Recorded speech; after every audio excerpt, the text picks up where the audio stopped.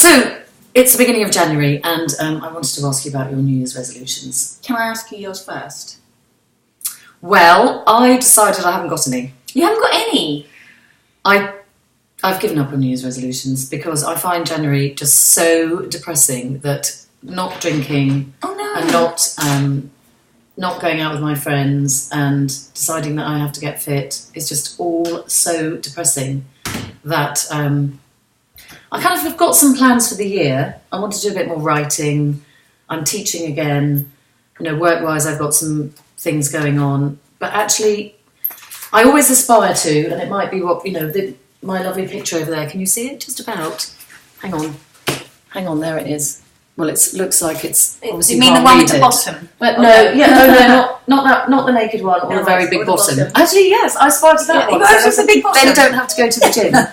Live, love, laugh. Yes. I keep that in mind, and I think that's really important. And then trying to sort of let go of lots of things. Right at the beginning of the year, I just thought, actually, rather than making New Year's resolutions, I just want to be very happy and grateful for what I've already got, which is 3 lovely children. Because otherwise I'm just going to go, right, I need to go and find a partner, and actually I really don't want to do that. It makes me very nervous, anxious. And I just am beginning to feel really comfortable in my own skin with the fact that the kids are all happy and, everybody seems to be happy and healthy. And work's going well, writing's going well, the blog's going really well. And maybe that's enough for now. Maybe I don't need to put any more onto myself and kind of put any pressure. Dry January was, my friend made a bit of a joke about dry January because she said you could just drink the wine and then you say you're supposed to be doing dry January and you can say, it's dry New Zealand Sauvignon Blanc. Yeah. So I'm going to drink dry white wine for the whole of January and then maybe think about something else in February. I don't know. I just don't like depriving myself of things when I already feel like, I'm not sort of excessive about any of those things. And I think... You're not debauched. No. Or hedonistic. No. And I just think, actually, my main priority for the first 6 months is trying to get my youngest through his GCSEs. And that's going to be... That actually is going to require a superhuman efforts of giving up all known fun and, frivolity. Whilst I sit at home and read Bloody Mice and Men and talk about crook and candy and that sort of thing. So that's really what I've decided. That's my priority and my focus for the first 6 months of the year. But I also read this book, Jenny Ditzer's book, Your Best Year Yet, which I think I might have mentioned to you, which is when you have to sit and put your top 10, the list of top 10 things that you really want to achieve in the year. So I've got to get on with that and decide what my top 10 things are. I actually did that last year and pretty much got everything sorted that I wanted to. So it's quite a good way to focus. Yes. So that's where I am. What about you? Last year, at the beginning of the year, because I'd had such a dreadful year in 2014, I also started off with, let's not wish for anything. Let's just be grateful for what I've got and thankful. Because it was a big year. My son was going through his GCSEs, so it is a biggie. And naturally, instinctively, everything drops away because you have to focus. You travel less, or you'll be much more careful about where you travel to. And everything is calm, so that's like the focus. They're in a calm environment in which to study and learn and make the best of them. Well, I think that's right, exactly how I'm feeling. They need to be calm. This year, the yoga has taken off. I want to develop that more. But I feel that it has evolved very naturally, organically, almost, without me doing anything about it. And I feel very much that I continue to let that happen, because sometimes when I'm very enthusiastic and but not exactly aggressive, but running down different paths, trying to see things. It's sort of like it hits me in the face. Yeah. And so what I'm trying to do is just let the yoga be very organic, grow organically. Same with the writing. I love and I miss the travel, but I would like to do more travel. But again, I'm going to let it be organic, and also the radio that I'm doing. I really love that and enjoy that. My son, he's in the lower sixth. But he's got his own challenges there. So it's still, interestingly, the last 16, 17, 18, the years when they're still with you, and perhaps they may go off to university or college or do their gap year or not, as the case may be. I just want to create a very creative and calm environment for him. That's the thing that I feel that they need at that age, because they're going through so many changes, so much hormonal influence, sort of like our children, who are very loving and there and needing us, are still needing us, but quite monosyllabic, quite aggressive. Then by almost like in a blink of an eye, completely different and conversant and highly intelligent, and intelligent conversation. And then it changes back again. So it's not as if you've given birth to schizophrenia, schizophrenics, but is that schizophrenics? Yeah. Schizophrenics, that's it. But sometimes it feels that way. And also as mothers, I'm not going through menopause. And I thought I was going through premenopause, but I don't think I'm going through that. Then everything, all the hormones, are going to come all at once. So you're going to have hormonal holidays. They're not going to want to go on holiday with you, no matter how phenomenal it is. They're going to take their girlfriends with them. Like I went skiing for 4 days before Christmas last year with my son. And that was for his birthday, and it was very nice, although there was no snow. Well, there was snow, but not as much snow as there usually is. There still isn't. No.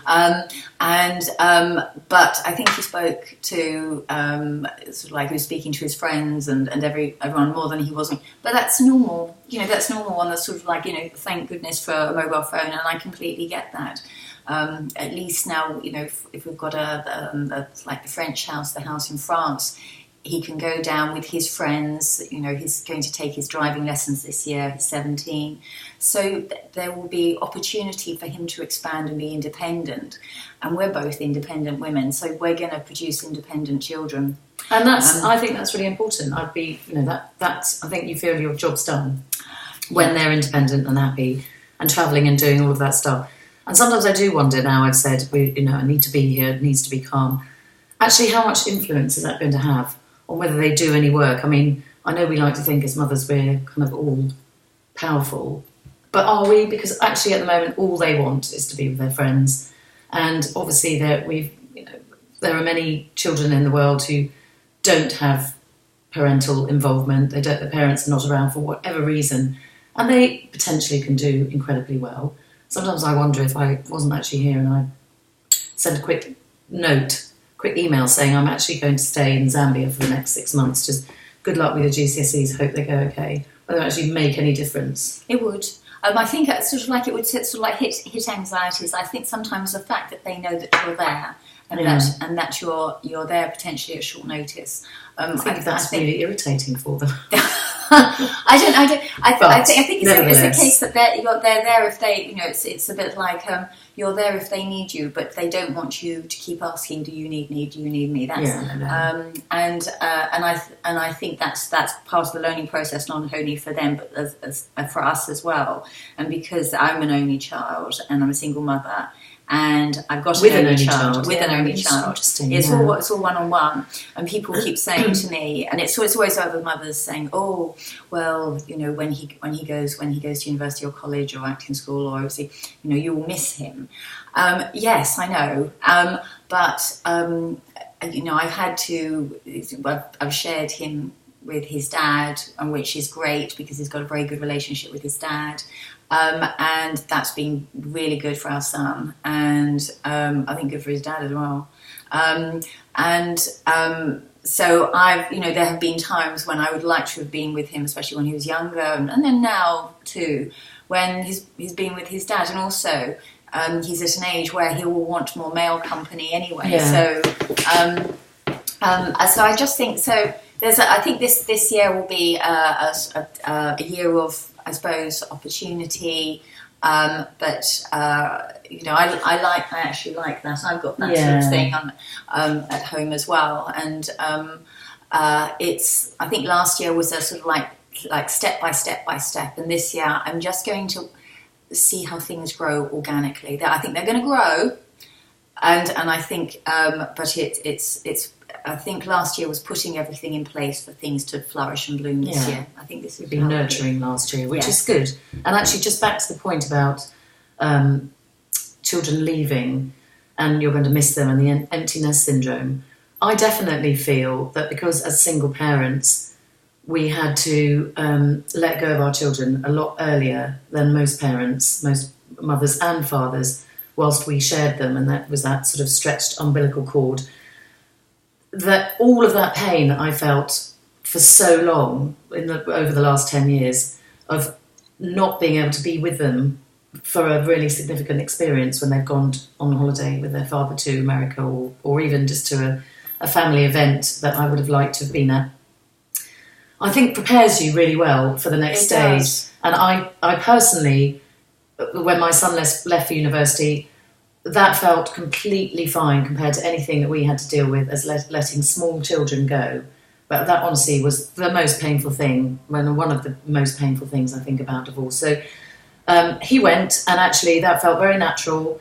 I saw a lot of him, and now he's back, so don't worry. Yeah. They don't go for very long. I know. He's already back. They need feeding. And I can't believe he's back. And he's ginormous. Yeah, they need their laundry done and they need feeding. And the fridge is always empty and the washing, honestly. But anyway, it's great. But honestly, I think you'll be fine. I do think that is something, not that I want to wish it on anyone, but that does prepare you for the next stage. And it also means that you start being more independent earlier because you know that there's time you're not just hanging on, clinging on to your children because we've had to make lives for ourselves and we've got jobs to do and busy things to do. So I think that's really crucial. Yeah. I also think there's a lot of when there's still, the conventional family unit, put it that way, conventional, where the mum and dad, if you like, are still intact. There is that element of when the children go, they look at each other and think, exactly. We don't like you. I don't like you. I know. Look, what a bonus! I don't have anyone to look at now, apart from my children that are still here. Anyway, good luck with all your New Year's resolutions and growing organically. Thanks. Well, I haven't got any, so.